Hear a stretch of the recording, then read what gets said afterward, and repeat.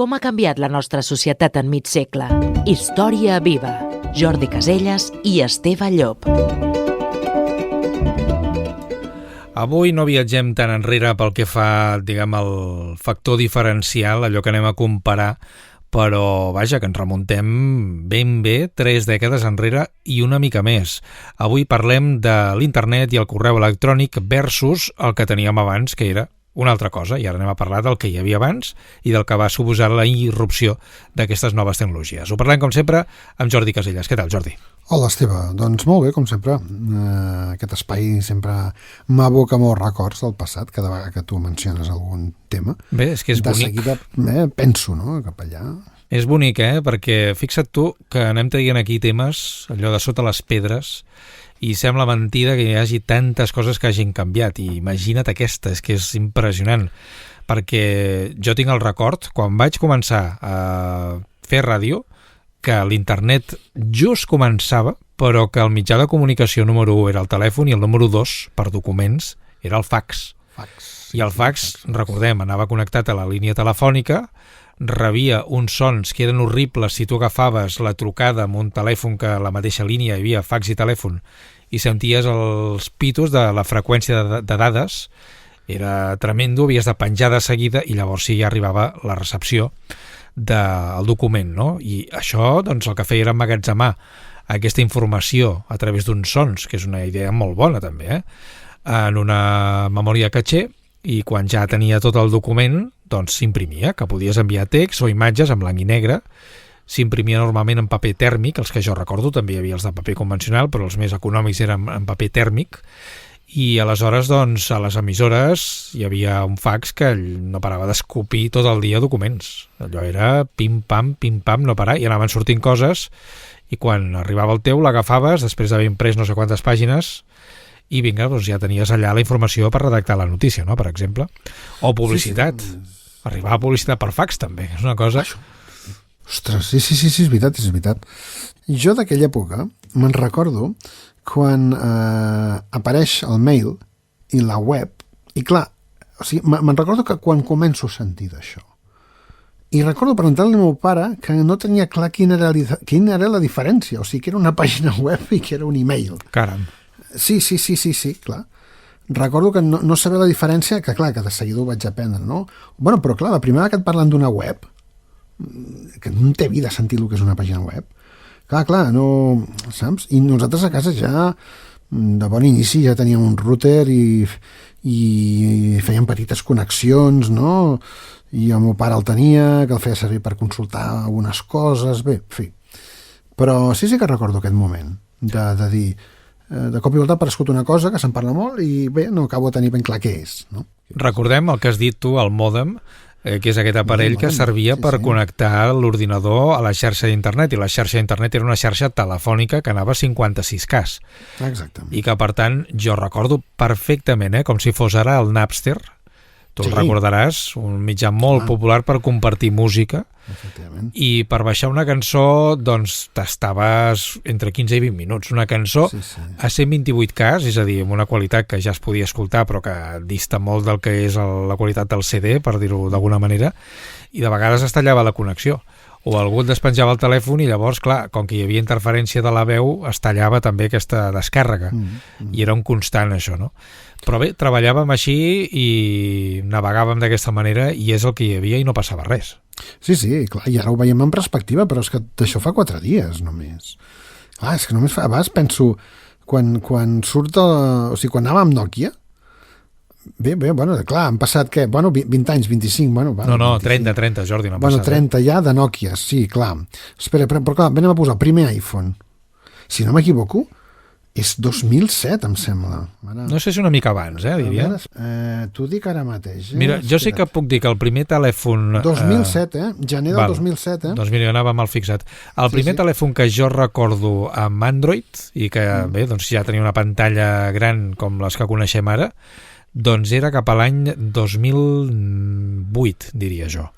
Clar. I fins a aquells moments jo havia tingut, que això en parlem un altre dia també, no ens extendrem ara, una PDA, que això és una cosa que també... La Personal Digital Assistant. Sí, tant. Que això ja no existeix avui dia, evidentment. Sí.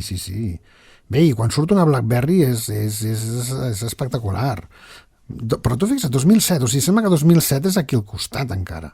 Clar, com és 2000, no? Sembla que sigui una part moderna, no? Però clar, es presenta el primer iPhone el 2007. I després ja comencen a aparèixer també els Androids i bé, moltes marques que han desaparegut. Però bueno, tot això venia el mail, no? Bé, això n'hem parlat en una altra ocasió, no? Si el mail, el text escrit, no? Digitalment, doncs provocaria la desaparició de les cartes, no? Això és veritat, n'hem parlat, n'hem parlat. I sí, això s'ha aconseguit. L'email ha aconseguit fer fora molts documents físics, com per exemple les cartes postals. Sí, però ha trigat, les cartes postals. Déu-n'hi-do, encara. Encara n'hi ha, sí. Sí, jo no dic també a nivell de comunicació entre persones, sinó sobretot a nivell de comunicació entre l'administració i l'usuari, no? Bé, costa encara una mica que això, doncs allò que diuen de la política del no paper, costa encara una miqueta. Però a nivell laboral, tu imagina't, Jordi, la quantitat de processos que fem avui dia, i parlem d'un correu electrònic que, ja dic, és el primer que jo recordo haver vist, navegar sí, però immediatament després també el correu electrònic. I és clar, avui dia no ens podem imaginar qualsevol feina o qualsevol tasca domèstica d'intercanvi de documents, per exemple, sense el correu electrònic. I abans, bé que treballàvem, bé que ens comunicàvem, hi havia el telèfon, tothom sabia el que havia de fer, tothom sabia on estava l'altra persona a qui havies de localitzar, i en canvi avui dia és com s'acaba el món si no tens accés a internet, si ha caigut a la xarxa de 5G, i bé, podríem seguir parlant aquí de moltes més dades, no? Ui, sí, és que dona per molt, no? Sembla que al final ens hagin volgut fer que ens comuniquem com volen ells que ens comuniquem, no? Ells, vull dir, els que creen, no?, la tecnologia, no? Ens posen un telèfon a les mans, i dic la marca Nokia perquè es pot dir, perquè era com el boom, no? Que podies trucar amb una cosa que t'ocupava el palmell de la mà. Eren superpràctics, era un telèfon, no ocupava res, no? Després diu, no, però ara amb els SMS pots escriure. Vale, però de seguida ja hi ha un moment que comencen a aparèixer els petits smarts, no? Fons, no? També recordo el primer dia que em parlen del WhatsApp, que també estem parlant d'unes dates més a partir de 2010, 2011, això podem buscar també, WhatsApp. 2009. Ja comença a fer temps, també. Es llença oficialment, però és que realment la revolució de la missatgeria instantània a partir d'internet i d'enviar els SMS es popularitza massivament a partir del 2012. Fixa't tu que jo recordo, però també com si fos ara, buscar un cibercafè per enviar un email a algú. Sí, perquè estava de viatge i m'era complicat trobar una cabina i no funcionava, no sé què, i bé, o anaves a un hotel, evidentment, i pagant, o si no, jo em vaig acostumar molt a localitzar cibercafès perquè prenies ja el cafè, pagaves un preu mòdic i podies contactar doncs, amb la família, amb les amistats i dir, mira, doncs estem aquí de viatge i ara anirem cap allà, i ja està. No, doncs sí, clar, imagina't. I per aquesta evolució, no, de la comunicació, no, en general, no sé si ha evolucionat o ha involucionat, no ho sé. A veure, direm, home, no, clar, ha evolucionat, però insisteixo, tots parlàvem amb uns telèfons de disseny superxulos, et diria que amb unes bateries que duraven una setmana. I tant, però clar, saps per què? Perquè no estaves tota l'estona utilitzant el terminal. No. Aquesta és la diferència. Clar, però allò era un telèfon. És que ara ja no portem un telèfon. No, és un ordinador. Dius, no, bueno, és que he agafat el mòbil, no?, que n'hi diem, no? Però és que el telèfon és com una part. Una prolongació. És una prolongació, és com un extra, quasi, aquest pas del que fa tot allò, no? Els preus, òbviament, també... Això també és un tema interessant, no?, que els preus, deixant a part com ha pujat el preu, no oblidem que tenim una llanterna, una càmera a fer fotos, un ordinador per enviar mails, un ordinador per navegar per internet, un telèfon, una gravadora de veu. O sigui, portem una barbaritat de màquines a sobre compactades. Clar, tot això també té un cost, no? No sé, jo crec que al final, bé, com a societat, doncs ens movem quasi cap a on ens porten, no? Bé, doncs no perdem el sentit comú i sobretot no perdem la comunicació amb les persones, almenys les que estimem. La resta, bé, ja podem triar, no? Però les que estimem no perdem el contacte personal. No, perquè un dels avantatges és efectivament la quantitat de vies de comunicació que tenim avui en dia. Sí senyor, doncs gràcies Jordi. A tu, que vagi molt bé.